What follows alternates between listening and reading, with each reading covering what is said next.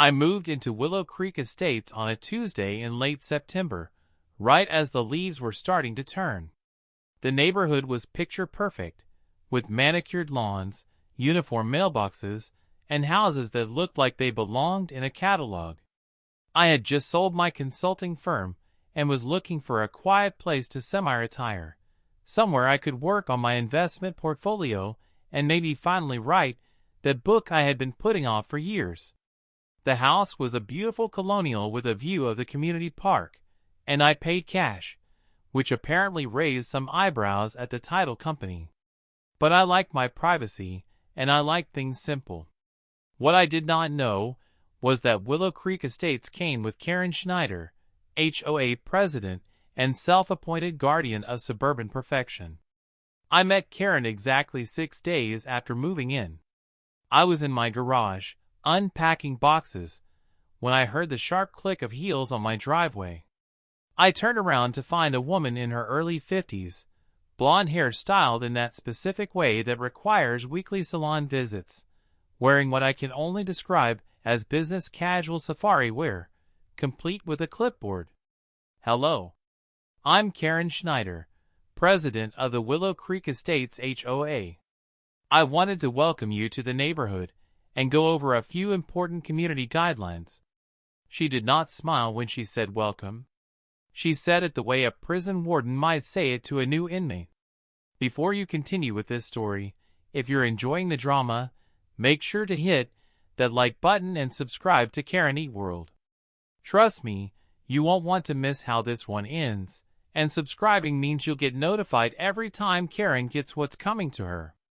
Now, back to the story.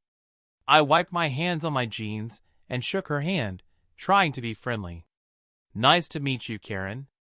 I'm looking forward to being part of the community. She launched immediately into a 15-minute monologue about trash can positioning, approved paint colors, and the absolutely critical importance of maintaining grass height between 2.5 and 3 inches. I nodded along, figuring this was just standard HOA stuff. Then she got to the part about the community event. We have our annual fall festival this Saturday in the community park.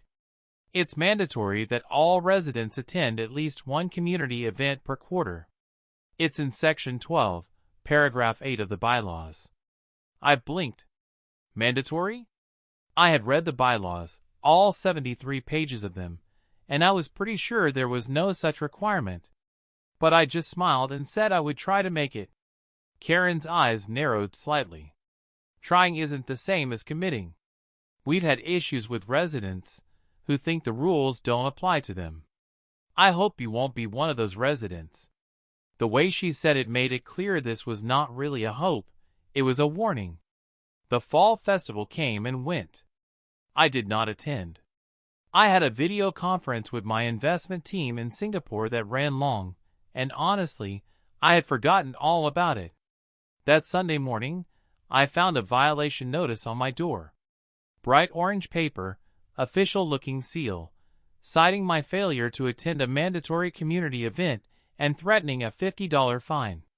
I called Karen, thinking this had to be some kind of misunderstanding. Karen, hi, this is your new neighbor.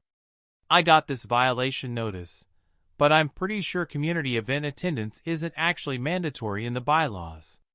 There was a long pause. Are you suggesting I don't know the bylaws? I wrote half of them. And I've been president for 7 years. The spirit of the bylaw requires community participation. I tried to stay calm.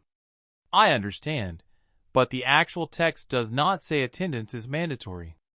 I'm happy to participate when I can, but I had a work commitment.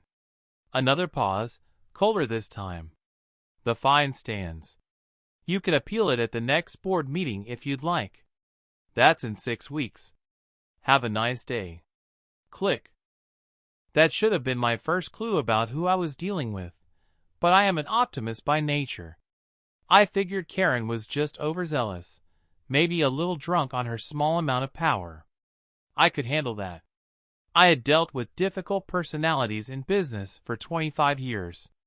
I paid the $50 fine, and made a mental note to read every single word of those bylaws again, which I did that evening with a glass of scotch and a highlighter.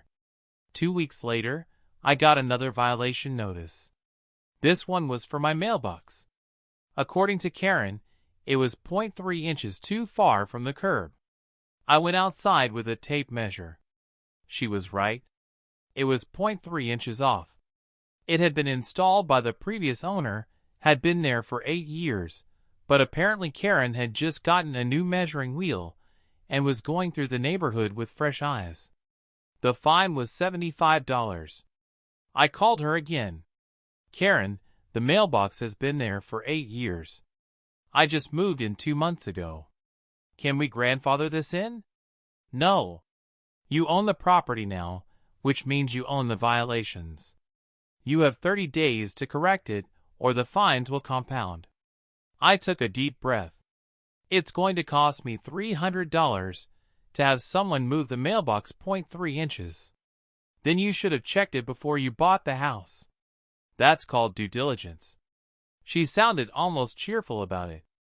I moved the mailbox. Cost me $350 because the only contractor who would take such a ridiculous job charged extra for the absurdity of it. I took a picture of the tape measure showing it was now exactly the correct distance from the curb and emailed it to Karen with the date and time stamp. She responded with a single word. Acceptable. November came, and with it, the neighborhood holiday lights competition. I did not participate in this either, because I do not celebrate with outdoor decorations. I have always been more of a minimalist when it comes to holidays. On December 1st, I found another violation notice. Failure to participate in community beautification efforts. Another $50 fine. I did not even bother calling this time. I just paid it and made another note in the file I was now keeping on my interactions with the Willow Creek Estates HOA. Then came the incident with the tree. I have a beautiful old oak tree in my front yard, probably 80 years old, with branches that stretch out over part of the sidewalk. One of those branches, the lowest one, hung down to about 6 feet and 8 inches from the ground. The bylaws required 7 feet of clearance over sidewalks. Karen sent me a violation notice with a picture she had clearly taken while standing directly under the branch with a measuring stick. The fine was $100, and I had 2 weeks to trim the tree or face compounding fines of $50 per day. I love that tree. It was one of the reasons I bought the house. But I am also a reasonable person, so I called a certified arborist. He came out, looked at the tree, and told me that cutting that particular branch would unbalance the entire tree and could cause serious structural problems down the road. He suggested I get a variance from the HOA based on the tree's age and health. He wrote me a letter explaining all of this in technical detail. I submitted the letter to Karen along with a formal variance request. She denied it within 24 hours. The bylaws are clear. 7 feet of clearance. No exceptions. Your preference for this particular tree does not override community safety standards. I pointed out that in 7 years, no one had ever hit their head on this branch. I pointed out that the arborist said cutting it could kill the tree. I pointed out that mature trees, like this one, added significant value to the entire neighborhood. Karen's response was to send me another violation notice, this time for submitting an improper variance request, because apparently I had used the wrong form. Another $25 fine. I trimmed the branch. The arborist was right. The tree looked unbalanced now, and he said I would probably need to take the whole thing down within 5 years. I was starting to realize that Karen Schneider was not just an overzealous HOA president. She was something else entirely. She was someone who derived genuine pleasure from wielding her tiny amount of power over other people. And for some reason, she had decided I was going to be her primary target. In January, Karen announced a new initiative. She had convinced the board to implement quarterly home inspections. A representative from the HOA board, Usually Karen herself would walk around the exterior of each property looking for violations. Peeling paint, weeds in flower beds, anything not in perfect compliance. The first inspection was scheduled for my house on a Thursday afternoon. I took the day off from my consulting work and spent 6 hours making sure everything was absolutely perfect. I edged the lawn, pulled every single weed, touched up a tiny spot of paint on the garage door, cleaned the gutters, washed the windows. My property looked like a display home. Karen arrived at 2 p.m. sharp with her clipboard and her camera. She spent 45 minutes circling my house, taking pictures, making notes. I watched from the window, feeling like I was under surveillance. 3 days later, I got the inspection report. 4 violations. My house numbers were allegedly faded and hard to read, even though I had just cleaned them, and they were clearly visible from the street. There was supposedly a weed in my side yard, which she had photographed, but when I went to look, I found it was actually a small decorative plant that had been there when I moved in. She cited me for having my trash cans visible from the street on a non-collection day, even though they were in my garage with the door open while I was cleaning them. And finally, she said my front door wreath was not in compliance with the approved seasonal decoration list. I had had enough. I requested a meeting with the full HOA board, not just Karen. The board consisted of 5 people including Karen, and they met once a month in the community center. I prepared a presentation with photos, receipts, and a timeline of every interaction I had had with Karen since moving in. I showed them the mailbox situation, the tree situation, the inspection violations. I pointed out that I had been fined over $600 in 4 months for things that were either ridiculous, incorrect, or based on rules that did not actually exist in the bylaws. The other 4 board members looked uncomfortable. 2 of them were older gentlemen who seemed like they were just there to avoid being fined themselves. One was a younger woman who kept glancing nervously at Karen. The 4th was a middle-aged man who actually seemed to be paying attention. I finished my presentation and waited.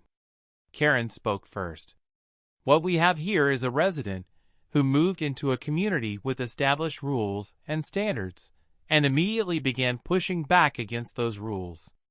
Every violation I have issued has been legitimate and documented. If you don't like the standards of Willow Creek Estates, perhaps this is not the right community for you. The middle-aged man, whose name was Tom, cleared his throat. Karen, some of these do seem a bit excessive. The mailbox was 0.3 inches off. The tree branch situation, we have an arborist letter here saying cutting it could harm the tree. Karen turned to him with a smile that did not reach her eyes. Tom, if we start making exceptions, where does it end? Rules are rules for a reason. They maintain property values and community standards. The vote was 3-2 to uphold all of Karen's violations. Tom and the younger woman voted in my favor, but the 2 older men sided with Karen, probably because they were terrified of her. I walked out of that meeting with a check for $647 made out to the Willow Creek Estates HOA and the certain knowledge that this was not going to stop. Karen had one, and she knew it. February brought the community Valentine's Day social. I did not attend, surprise, surprise, and got another $50 fine. March brought a violation for tracking mud onto the community sidewalk after a rainstorm. April brought a citation because my lawn service came on a Wednesday instead of the approved Tuesday or Thursday. Each fine was between $25 and $100. Each violation was technically within Karen's authority as HOA president, but each one was also clearly targeted harassment. I started documenting everything. Photos, timestamps, recordings when legal, copies of every email and letter. I also started doing some research on Karen Schneider herself.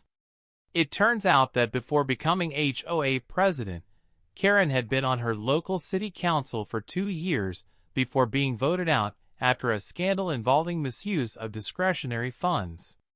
Nothing criminal, but enough to end her political career.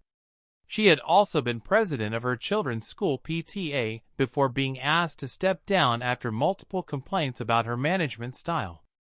Willow Creek Estates HOA was apparently the only place left where people would let her be in charge of anything. In May, Karen announced another new policy. All exterior home modifications, no matter how small, now required written approval from the board before implementation. This included things like changing your mailbox flag, planting new flowers, or replacing a doormat.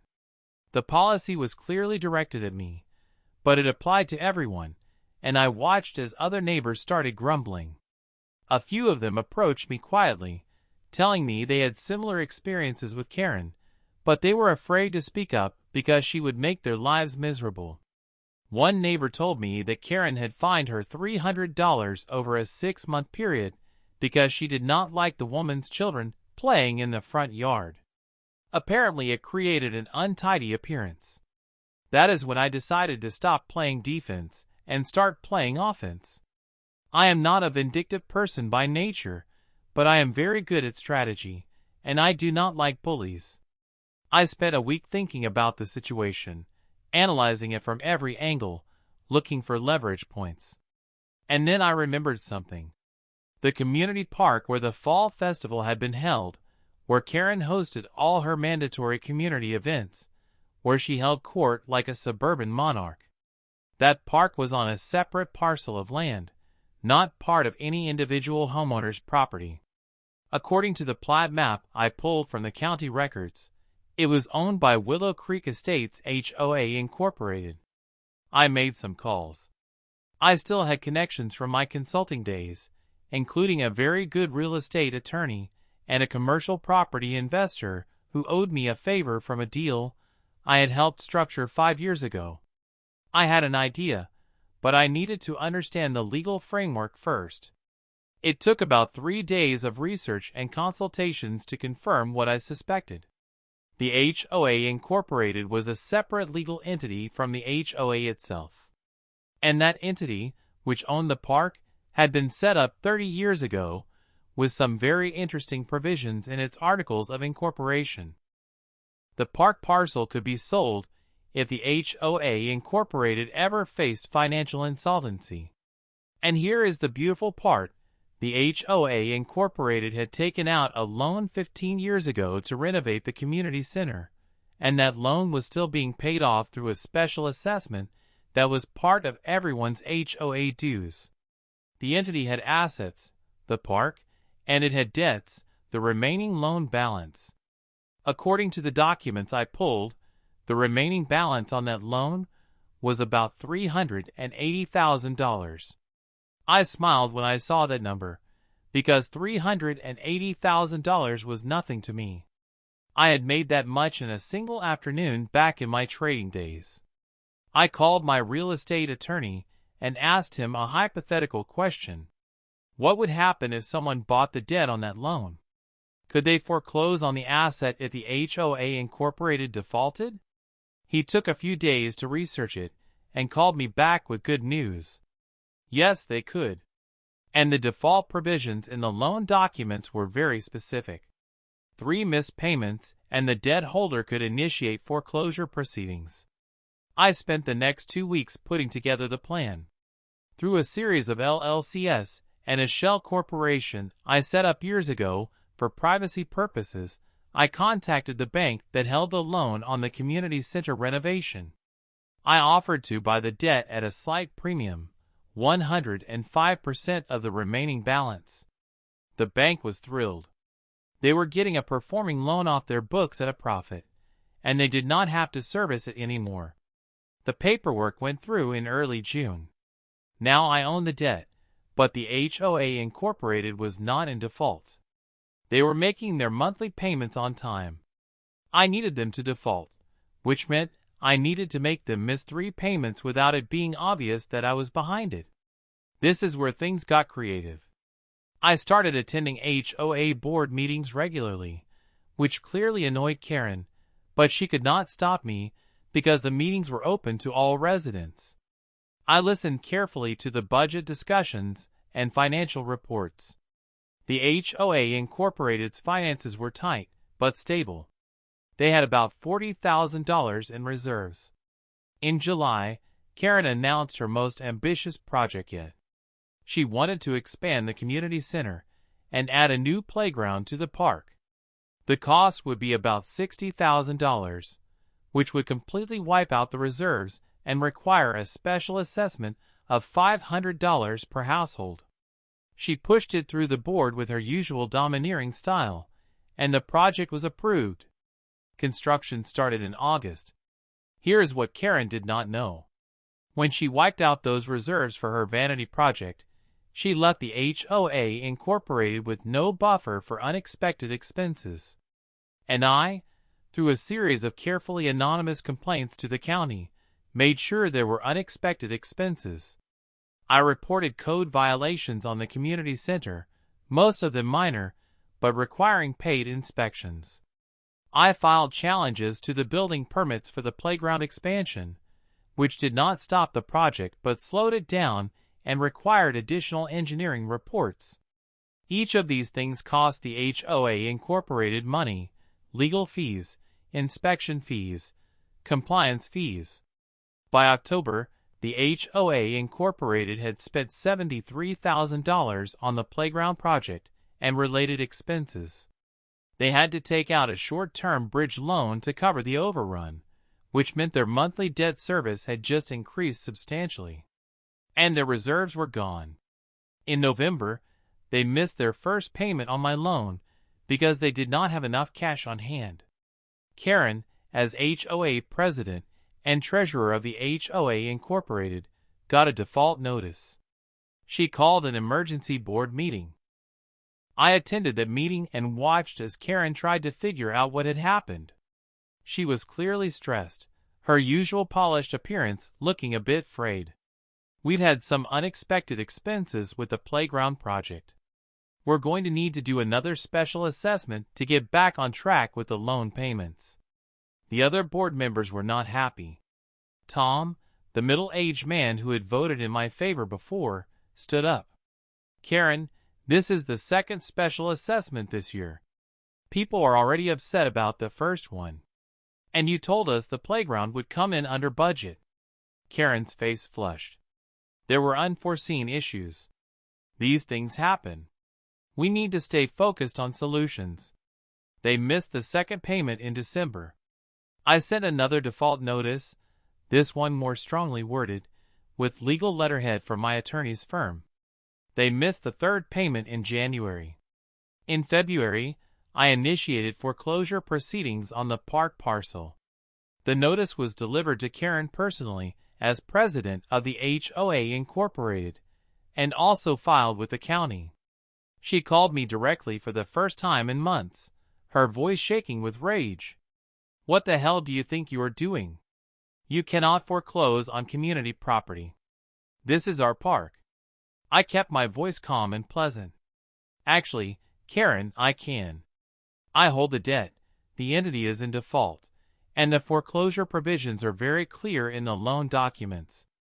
I've tried to work with the board, but unfortunately the HOA Incorporated has refused to cure the default. This is insane. You live here. This is your community too. Yes, and I've been paying my HOA dues on time every single month, unlike the HOA Incorporated, which has failed to pay its debts. She hung up on me. 2 days later, I got a letter from an attorney representing the HOA, threatening to sue me for harassment and abuse of process. My attorney sent back a very polite letter explaining that foreclosure on a defaulted loan was neither harassment nor abuse of process.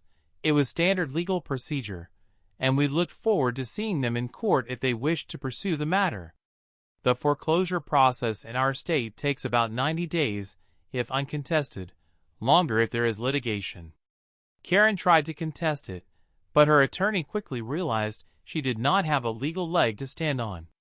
The loan was in default, I held the debt, and the Articles of Incorporation for the HOA Incorporated explicitly allowed for the sale of assets in case of insolvency.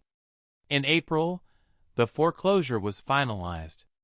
I now own the park parcel, all 4 acres of it, including the community center, the playground that Karen had just spent $73,000 building, and the open green space where every HOA community event had been held for 30 years. Karen called another emergency board meeting.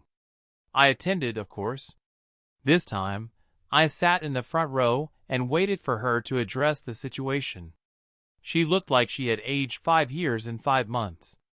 As you all know by now, due to some very unfortunate circumstances, and what I believe was a targeted attack on this community, we have lost ownership of the park. I want to assure everyone that we are exploring all legal options to reverse this situation. Tom raised his hand. Karen, can you explain how this happened? How did we go from renovating the playground to losing the entire park? Karen tried to deflect, but the other board members were done covering for her. The truth came out in pieces. The budget overruns, the missed loan payments, the fact that Karen had signed off on expenses without full board approval, the way she had dismissed warnings from the treasurer about cash flow problems. It became very clear that Karen's obsession with control and her vanity projects had directly led to this disaster. And then one of the older board members asked the question I had been waiting for. Who exactly holds the debt now? Who foreclosed on us? Karen's face went pale. She looked directly at me for the first time since the meeting started. He does. She pointed at me. Your neighbor, who has been violating HOA rules since the day he moved in, who has fought me at every turn, who has shown nothing but contempt for this community. He orchestrated this whole thing. The room went silent. Everyone turned to look at me. I stood up slowly and smiled. Karen, I have never violated a single HOA rule. I have paid every fine you have issued, even the ones that were completely unjustified. I have attended board meetings, followed proper procedures, and tried repeatedly to work within the system. What I have done is make a legal investment in distressed debt and followed standard foreclosure procedures when that debt went into default. Everything I have done has been completely legal and by the book, which is more than I can say for your management of the HOA Incorporated's finances. Karen's hands were shaking. You did this on purpose. You sabotaged us. I invested in a debt. You defaulted on it. Those are facts. Now, as the new owner of the park parcel, I do have some announcements to make. I pulled out a folder from my bag. Effective immediately, the park is closed to HOA events. It is private property now. I will be installing a fence around the entire perimeter with no trespassing signs. I am also terminating the easement that allowed residents to use the walking path through the property. If anyone would like to schedule private events on the property, they can contact my property management company and pay the rental fee, which I have set at $5,000 per day. Someone in the back gasped. Tom's mouth was hanging open. Karen looked like she might faint. You cannot do this. That park is the center of our community. We have events there. The children play there. This is unconscionable. Actually, I can do exactly this. It is my property. Just like this house is my property, and you have spent the last 18 months making my life miserable over paint colors and mailbox positions and tree branches. You told me repeatedly that rules are rules, that there are no exceptions, that personal circumstances do not override community standards. So here we are. I am following the rules. The property is mine, legally purchased through a legitimate foreclosure process. What I do with my property is my business. Karen stood up, knocking her chair backward. This is not over. I will fight this. I will sue you. I will make sure everyone knows what you have done. I kept my voice calm. You are welcome to sue me, Karen. But I should mention that during the foreclosure process, my attorneys discovered some interesting irregularities in the HOA Incorporated's financial records. Expenses that were not properly documented, funds that were dispersed without proper board approval, some payments to vendors who appear to be related to you personally. Now, I am sure there are innocent explanations for all of that, but if you do decide to sue me, all of those records will become part of discovery. And I have already made copies of everything and provided them to my attorneys for safekeeping. The color drained from Karen's face completely. She opened her mouth, closed it, opened it again. No sound came out. She looked around the room at the other board members, looking for support, but they were all staring at her with expressions ranging from shock to anger. Tom stood up and walked to the front of the room. "Karen, I think you need to step down as president, effective immediately." Karen turned to him, her eyes wild. "You cannot do this. I have done everything for this community. I have sacrificed my time, my energy, everything to maintain standards here. You have bankrupted the HOA Incorporated and lost our community park because you could not control your need to punish one resident for not bowing down to you. That is not sacrifice, Karen. That is ego." Tom's voice was firm. "I am calling for an immediate vote of no confidence. All in favor?" For hands went up. Only Karen stayed down. She looked around the room one more time, her face a mixture of rage and disbelief and something that might have been fear. And then she looked at me, standing there with my folder of documents and my calm expression, and I saw the exact moment when she understood the full scope of what I had done. I had not just taken the park. I had used her own obsession with rules and control against her. I had let her destroy herself with her own petty tyranny. I had turned her weapon back on her, and she had never seen it coming until it was far too late. She grabbed her purse and her clipboard and walked out of the community center without another word, her heels clicking on the tile floor, each step echoing in the absolute silence she left behind. If you enjoyed watching Karen's empire crumble under the weight of her own pettiness, do me a favor and smash that like button. And if you want more stories of entitled people getting exactly what they deserve, subscribe to Karen Eat World. Trust me, we are just getting started. Thanks for listening, and I will see you in the next one.